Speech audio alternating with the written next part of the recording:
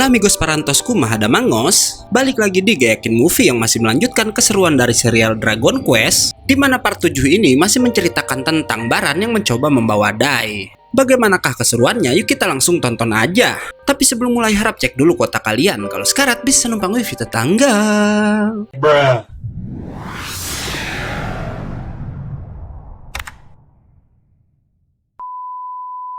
Scene dibuka dengan pertarungan Baran melawan Kurokodain, di mana Baran yang udah mengaktifkan kekuatan naganya bukanlah lawan dari si buaya.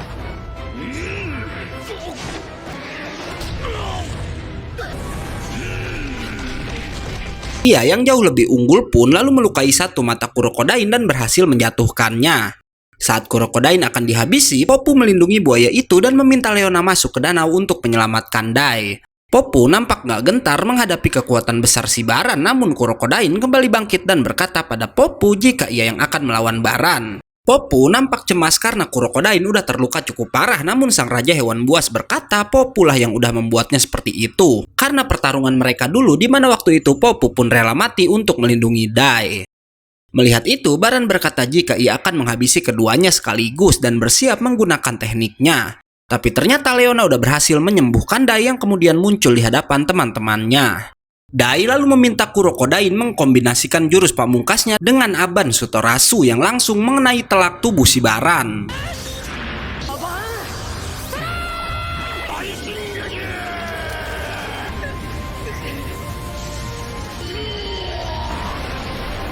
Popu lalu meminta Leona mengobati mata Kurokodain, tapi Meruru ternyata masih berada di sana dan ialah yang mengobati si buaya. Beruntungnya mata Kurokodain baik-baik aja walau Baran udah menebasnya. Gak lama Baran yang tadi terlihat udah terkena serangan telak pun bisa kembali bangkit. Namun kali ini terlihat serangan kombinasi tadi bisa membuat kepalanya terluka, oleh karena itu Dai dan teman-temannya bersiap bertarung habis-habisan. Sementara Baran sendiri menyadari potensi kekuatan Dai yang itu ia dapatkan dari semangat teman-temannya. Karena itu Baran ingin mencegah hal tersebut. Ia lalu mengaktifkan lambang naga di dahinya yang terhubung langsung dengan lambang naga Dai dan membuat suara bergema yang menyakitkan telinga. Dai lalu melihat kilasan masa lalu saat bersama semua teman-temannya dan kemudian ambruk begitu aja. Begitupun dengan Baran yang kehabisan energi setelah melakukan itu pada Dai. Yang ia bilang dirinya udah mengambil apa yang udah nggak dibutuhkan lagi oleh putranya itu. Karena kehabisan tenaga, Baran pun kemudian pergi begitu aja. Sementara Dai kembali tersadar, tapi anehnya ia jadi lupa ingatan guys. Meruru lalu membawa Dai dan semua temannya ke sebuah gubuk yang ada di dalam hutan. Kurokodain berhasil disembuhkan oleh Leona, namun Dai masih terlihat seperti orang bingung dan bahkan sama sekali nggak ingat pada Gomechan. Dan dari sana Kurokodain menyimpulkan jika Baran udah mengambil semua ingatan Dai sebagai manusia. Leona lalu mencoba membuat Dai mengingatnya, namun gak hanya lupa pada teman-temannya karena Dai pun ternyata lupa siapa dirinya. Bahkan ia sambil memanggil si Popu kakak membuat Popu sangat marah dan ingin menghajar Dai. Popu lalu membawa Dai keluar dan memberikannya pedang agar Dai bisa mengingat lagi siapa dirinya. Namun Dai malah seperti anak kecil yang menangis dengan perlakuan kasar si Popu. Scene lalu berpindah ke istana iblis di mana Hadlar marah-marah karena menganggap Baran udah gagal menangkap Dai, bahkan ia nggak melapor ke istana. Namun Kiruban tahu jika apa yang dilakukan Baran adalah sesuatu yang jenius. Anak buah Zabuera lalu melaporkan keberadaan Baran yang sedang membuat simbol segitiga dengan 3 buah api berwarna di ketiga sisinya. Yang ternyata Baran sedang memanggil 3 anak buah terkuatnya yang disebut penunggang naga.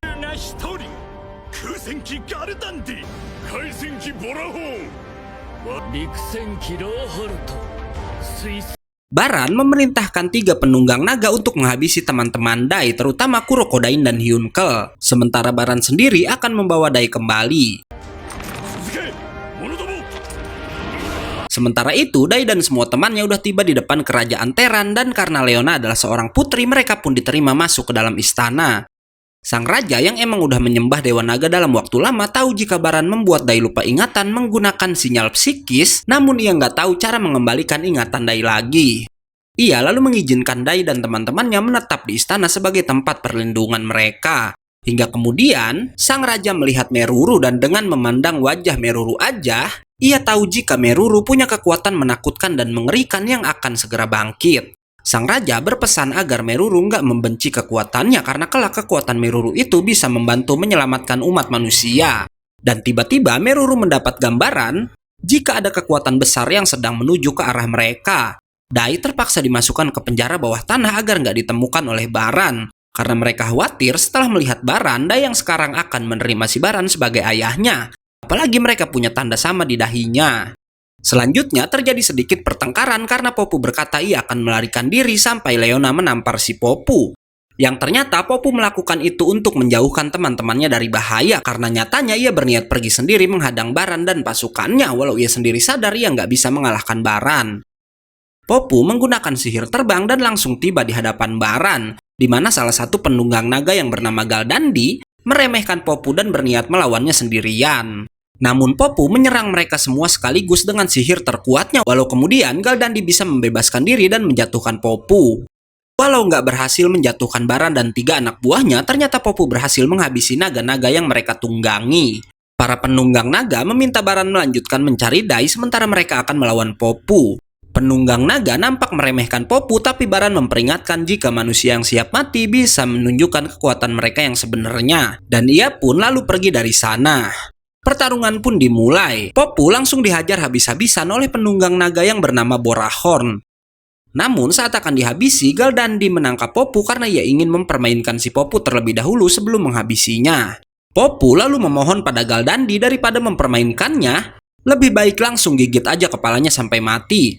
Membuat Galdandi terpancing dan naga tunggangannya pun berusaha menggigit Popu. Namun itu hanya jebakan si Popu yang kemudian bisa menghancurkan naga milik Galdandi dengan Begirama. Gak diduga Galdandi lalu menangis karena naga yang Popu habisi udah Galdandi anggap sebagai teman satu-satunya yang ia percayai. Ia menjadi sangat marah dan menusuk tubuh Popu dengan 2 helai bulunya, yang ternyata bulu-bulu itu menyerap energi sihir membuat Popu gak bisa lagi mengeluarkan sihirnya. Gak hanya sihir, Galdandi pun lalu mengeluarkan bulu berwarna merah yang bisa menyerap stamina lawan, membuat si Popu auto lemas hingga nggak bisa menghindar lagi. Galdandi yang dendam pada Popu mencoba menghabisinya, tapi tiba-tiba ada seseorang yang menyerangnya dan berhasil memotong bulu-bulu yang menancap di tubuh si Popu. Dan ternyata sang penyelamat nggak lain adalah Hyunkel. Popu lalu memberitahu Hyunkel jika saat ini Dai sedang kehilangan ingatan dan Baran ingin membawanya pergi. Karena itu Hyunkel bilang mereka nggak punya waktu menghadapi kroco-kroco bawahan Baran yang ada di sana. Ia pun menyuruh Popu melawan Galdandi dan meminta agar Popu membalas perlakuan si monster burung. Pertarungan babak kedua pun dimulai di mana Popu langsung menggunakan sihir terbangnya karena ia tahu jika satu sayap Galdandi udah berhasil ditebas oleh Hyunkel. Hingga Popu dengan kekuatan sihir terakhirnya berhasil menjatuhkan Galdandi.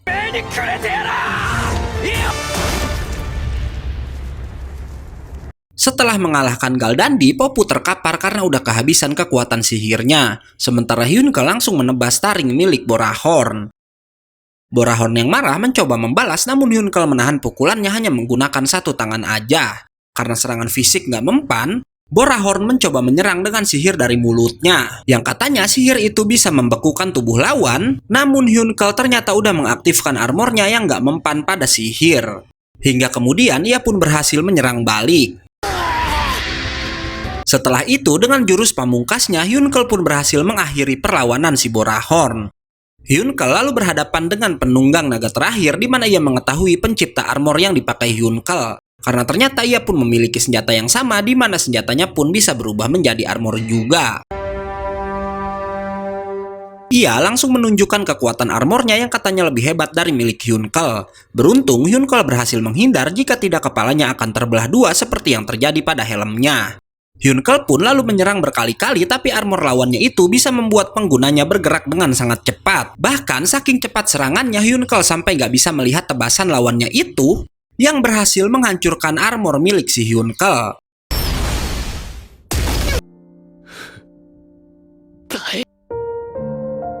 Sementara itu di istana Terran terjadi sesuatu keanehan di mana tanda naga milik Dai tiba-tiba aja aktif. Yang ternyata tanda itu terhubung dengan milik Baran yang udah mulai mendekati lokasi mereka.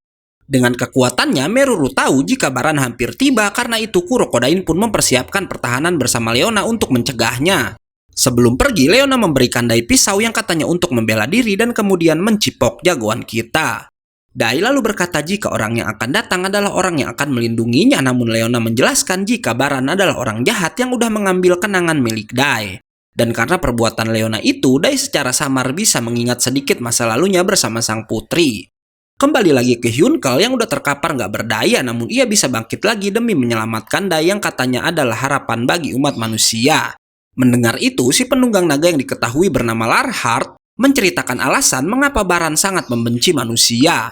Yang katanya istri Baran yang gak lain adalah ibu Dai udah dibunuh oleh manusia. Ia menceritakan masa lalu Baran pada 15 tahun lalu, di mana saat itu Hadlar yang mengganggu keseimbangan dunia nggak dihukum oleh kesatria naga dan malah dikalahkan oleh Avan. Yang ternyata saat itu di sisi lain dunia, Baran sedang bertarung dengan seekor naga yang tingkat ancamannya jauh lebih berbahaya dari Hadlar. Baran berhasil mengalahkan sang naga walau ia sendiri pun harus terluka parah. Ia lalu berusaha menuju mata air yang konon bisa menyembuhkan semua luka, namun Baran gak sanggup mencapainya. Hingga tiba-tiba ada seorang wanita manusia bernama Soara yang menyelamatkan Baran. Waktu pun terus berlalu hingga Baran akhirnya jatuh cinta pada Soara yang ternyata adalah seorang putri dari kerajaan bernama Arukido. Namun tanpa mereka ketahui ada beberapa pengikut di kerajaan itu yang gak menyukai hubungan keduanya. Mereka pun menghasut sang raja dengan berkata jika Baran bukanlah seorang manusia. Bahkan mereka memfitnahnya sebagai pelayan dari Raja Iblis. Raja yang udah termakan omongan bawahannya pun akhirnya mengusir Baran. Namun Soara tetap mencintai lelaki itu, terlebih saat itu ia udah mengandung Dai. Dan karena itu ia rela meninggalkan istana demi Baran dan tinggal di sebuah gubuk di tengah hutan Teran. Singkat cerita, Dai pun terlahir membuat keluarga kecil itu makin bahagia. Sampai suatu hari sang raja datang bersama banyak prajurit untuk menghabisi Baran yang dikira udah menculik sang putri. Gak mau keluarganya berada dalam bahaya, Baran pun memutuskan untuk menyerahkan diri. Sementara sang raja memerintahkan anak buahnya mengirim Dai ke negeri asing untuk menjauhkannya dari Soara dan Baran. Hingga suatu hari saat Baran akan dieksekusi, Soara datang dan melindungi suaminya itu. Sebelum mati, sebenarnya Soara berpesan agar Baran gak membenci manusia. Karena mereka seperti itu disebabkan rasa ketakutannya pada si Baran yang berbeda dengan manusia.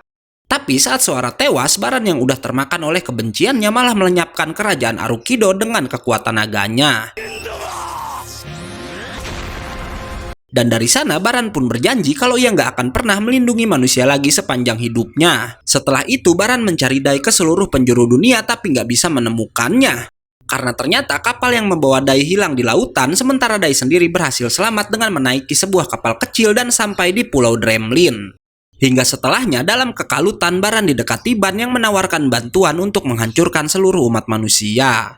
Mendengar cerita itu, Hyunkal kembali bangkit dan ia bilang ini semua demi Dai dan juga Baran. Karena ia pernah merasakan hal yang sama dengan Baran di mana Hyunkal juga dulu membenci umat manusia. Larhart yang bilang Hyunkal nggak tahu apa-apa tentang penderitaan Baran pun mulai menyerang lagi. Tapi kali ini ia bisa menghindar dan berkata jika tadi ia kalah karena ia masih menyimpan kekuatannya untuk pertarungan akhir melawan Baran. Dan bener aja, Hyunkal yang sedang dalam mode serius ternyata bisa menghindari semua serangan Larhart dengan mudah. Namun Larhart diuntungkan dengan daya jangkau tombaknya yang lebih panjang hingga bisa menyerang tubuh Hyunkal hingga terjatuh. Namun saat Larhart akan menghabisi Hyunkal, si Hyunkal ternyata udah menyimpan kekuatannya pada sebuah benda yang kemudian dengan benda itu ia bisa mengeluarkan Grand Cross dan berbalik bisa menjatuhkan Larhart.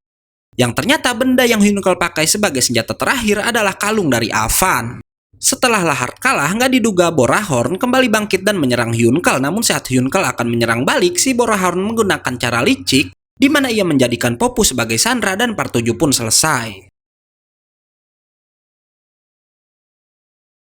Oke, karena part ketujuhnya udah habis, gue Ego undur-undur dan gak yakin movie pamit. Jangan lupa datang lagi besok untuk tahu kelanjutan ceritanya. Bye-bye!